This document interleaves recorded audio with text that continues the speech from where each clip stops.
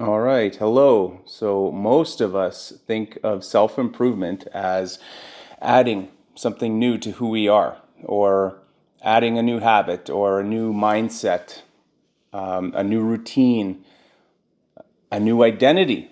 And we imagine that stacking improvements on top of ourselves, like upgrades, as if we're a device that just needs a better version installed, as if it were broken. We're broken in some way and needs, we need a fixed layer on until we become good enough, whatever that means.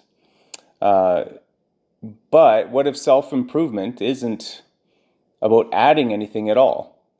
What if it's actually about removing what never belonged there in the first place? Removing layers. What if it's not about building a new version of yourself? This is something I've started to think about quite a bit recently. What if it's about uncovering the one that, already exists, who you are? And, this person is underneath everything that you've been carrying with you.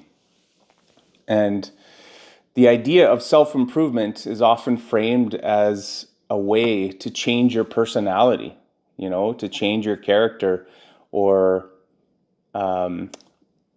reshape yourself into someone else entirely.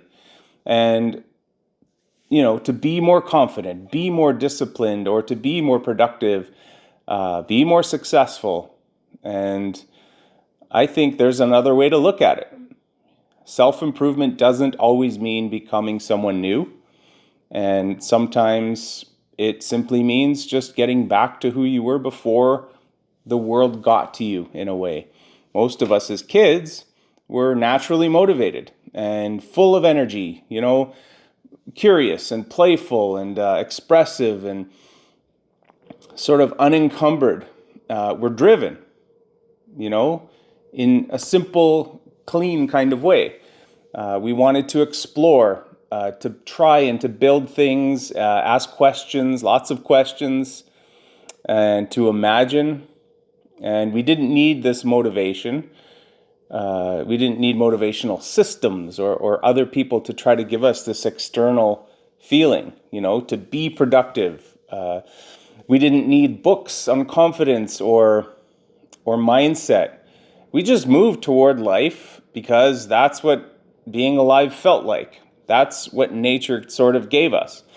And then over time, we start to accumulate these things like pain and loss, embarrassment, the feeling of rejection, and shame, and fear, and failure, and comparing ourselves to others. And these things they don't pass through us as life goes on. They stick in some way.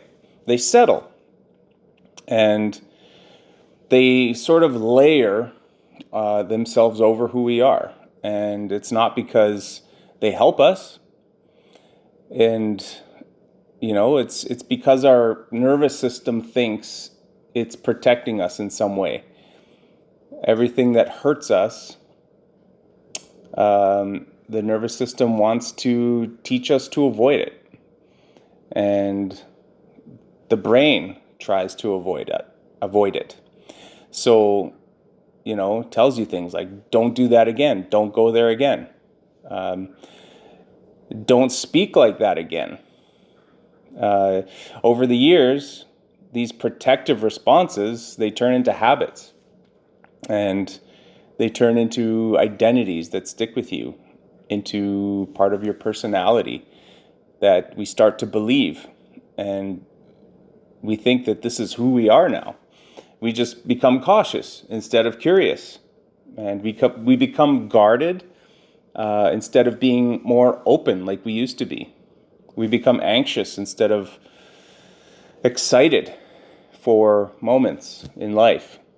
And we become controlled instead of just being playful like we used to be. And at some point, we mistake these layers for our true self. It's gradual over time, I think. we forget that there was anything underneath them at all. There is no rule that means, or that says that you have to carry all of this, and that you have to carry everything that's ever happened to you. And yes, we should learn from every lesson. And pain can shape wisdom. And experience can change how we move through the world in good ways. But we don't need to carry the baggage forever. You can keep the lesson without keeping the weight that comes with it. You can remember the experience without, reliving the injury over and over. You can grow without staying wounded from whatever happened. And so many people move through life carrying these old versions of themselves that should have been put down years ago. Old fears and old identities, old feelings of regret. And we carry them because at one time they might have made sense. They protected us. They helped us survive something very difficult that we didn't know how to handle. But survival is not the same thing as living. It's not the same thing. And what protected you years ago, that may now be the thing that's holding you back. And so when we talk about self-improvement, it might help to stop to think about not building something new, not creating more on top of who you are, but to start thinking of it as cleaning something off of your character that doesn't belong there. Like you've just gone through an obstacle course and you're covered in sweat and dirt, and you're not broken whatsoever. You're just overloaded, and what you actually need is to sort of clean yourself off in a way. What do you actually need in that moment when you're covered in dirt and sweat? You don't need to reinvent your entire personality at that point. You just need a shower. You need to stretch. You need to have a meal, go to sleep, rest. And after that, you're back to yourself again in a much healthier, clear, and strong way. A lot of emotional suffering doesn't come from what's happening right now. It comes from what never got processed properly back then. And the body doesn't forget what the mind tries to ignore. Unresolved experiences, they don't just live in memory, they live in your posture. They live in your breathing, in your reactivity and tension, in avoidance. So when someone says that, this is just who I am now, and they accept it, I'm anxious, I'm guarded, I'm introverted, something that people say a lot. I'm distant. What they're describing isn't their personality at all.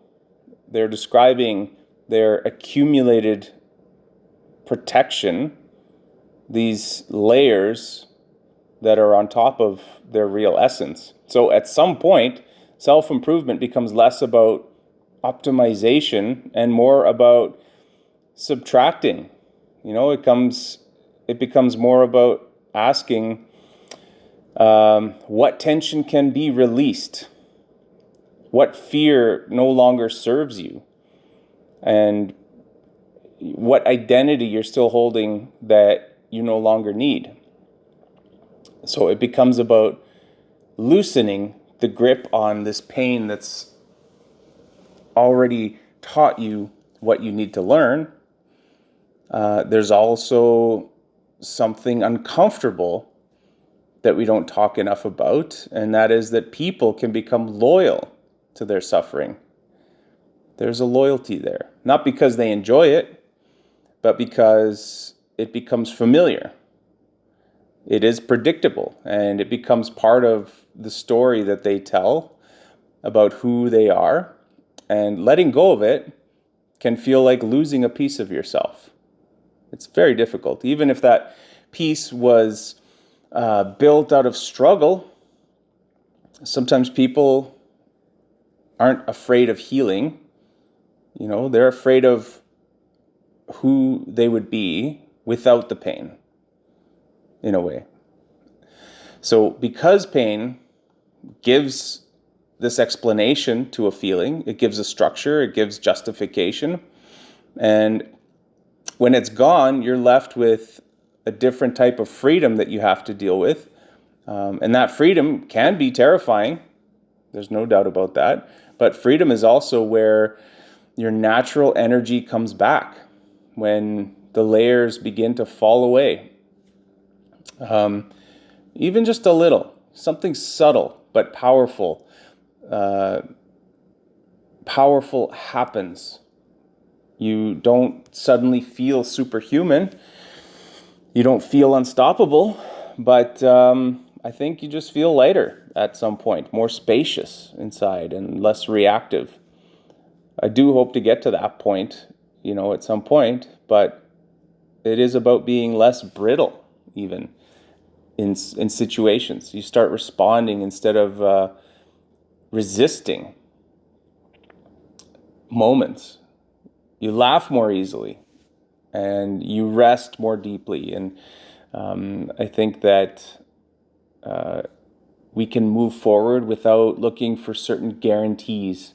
And over time, you realize something might be surprising, and that's that you didn't need to become stronger. You became just less weighted down by baggage, and you didn't become more confident. You just became less afraid. And these are just powerful things where adding layers and changing who you are isn't the same at all as just stripping away layers that don't belong there.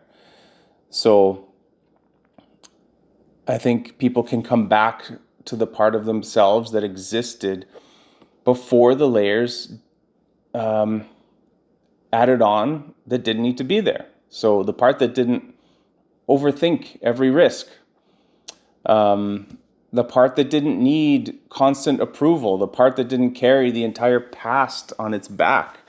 So this doesn't mean that you're becoming naive again as a person. You take the lessons and you absorb them in a good way. It doesn't mean forgetting what the world has taught you. It means learning the lesson, but without being scarred by it. So real self-improvement is quieter, I think, than we expect. It feels like saying no to things like guilt, because that doesn't help us. It looks like resting without needing to justify it. And it looks like speaking out without being uncomfortable and resentful. And it just isn't flashy. It isn't a performance. It usually isn't even visible to anyone else. And it changes everything inside.